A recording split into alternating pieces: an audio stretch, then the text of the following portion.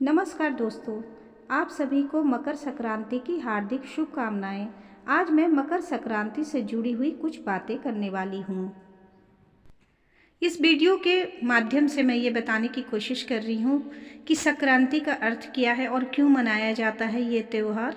और अगर वीडियो अच्छी लगे तो प्लीज़ लाइक कमेंट शेयर ज़रूर करेंगे। तो चलिए मैं वीडियो को शुरू करती हूँ। दोस्तों, भारतीय संस्कृति में मानवीय जीवन चक्र को गतिशील रखने में सूर्य की उपासना का विशेष स्थान है। संक्रांति का शाब्दिक अर्थ है संचार या गति। सर्दियों में आलस में जकड़ा शरीर सूर्य की उष्मा से गतिशील हो जाता है। इसलिए मकर संक्रांति को सूर्य के सानिध्य का त्यौहार कहना कहीं से भी गलत नहीं होगा। आधुनिक भागती दौड़ती जिंदगी में घर कार दफ्तरों में जीवन का 90% वक्त जो गुजर जाता है, और उसके कारण क्या होता है कि सूर्य के सीधे संपर्क में हम लोग नहीं आ पाते हैं। इस कारण कई तरह की शारीरिक और मानसिक समस्याएं हमें घेरती चली जाती हैं। इसलिए ज़रूरी है कि धरती को गतिमान रखने में अहम भूमिका निभाने वाले सूर्य के साथ साथ अपनी प्रकृति को भी शुक्रिया कहा जाए।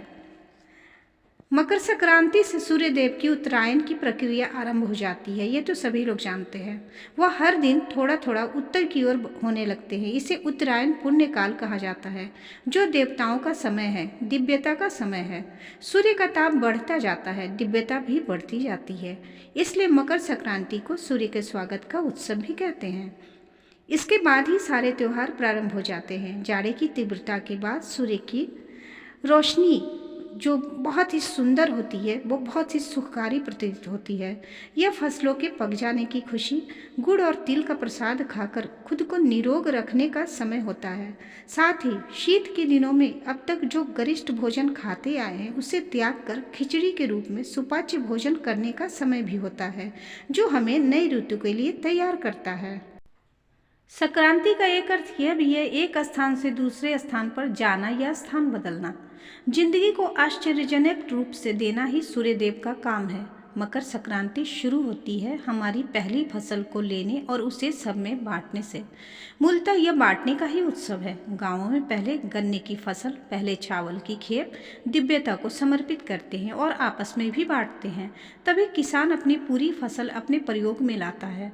संक्रांति का मूल भाव ही बांटने की संस्कृति का होता है, और यह सिर्फ फसल तक ही सीमित नहीं होता।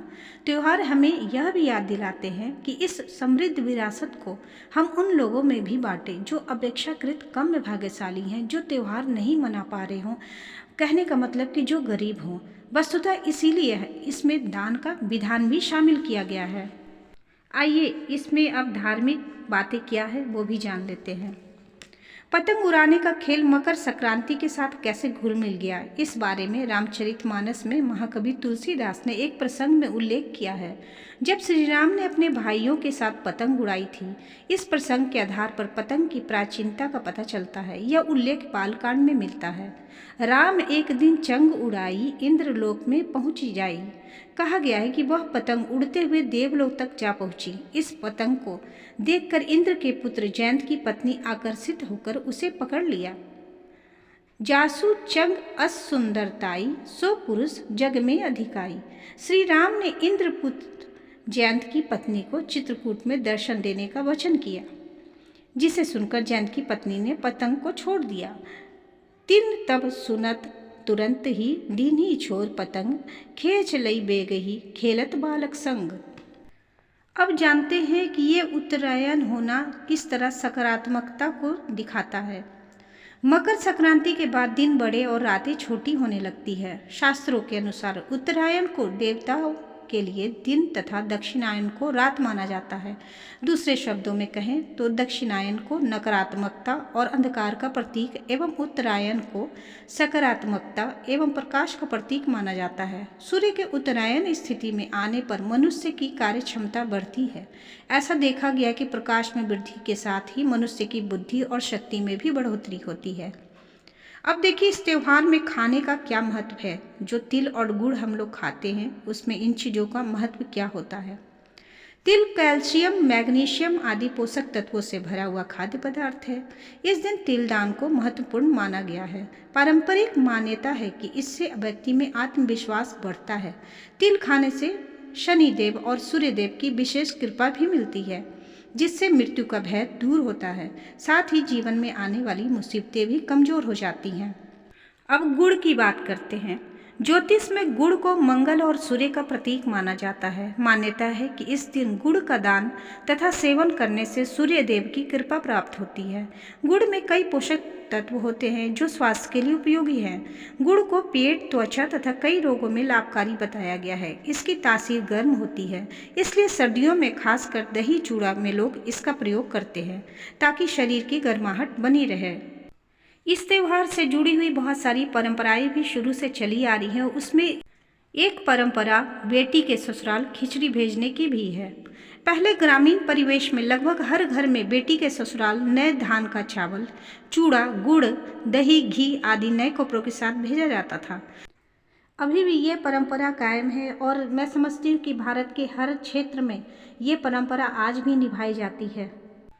इस त्यौहार को भारत के अलग अलग राज्यों में अलग अलग नाम से मनाया जाता है और अलग अलग ढंग से भी मनाया जाता है।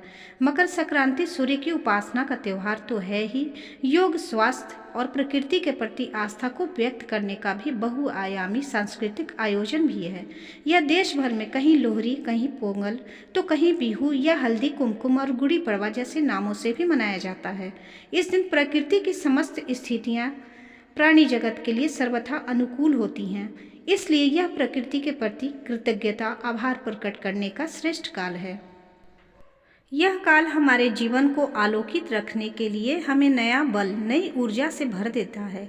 इसलिए सदियों से हम इसे ऊर्जा के उत्सव के रूप में मनाते आए हैं।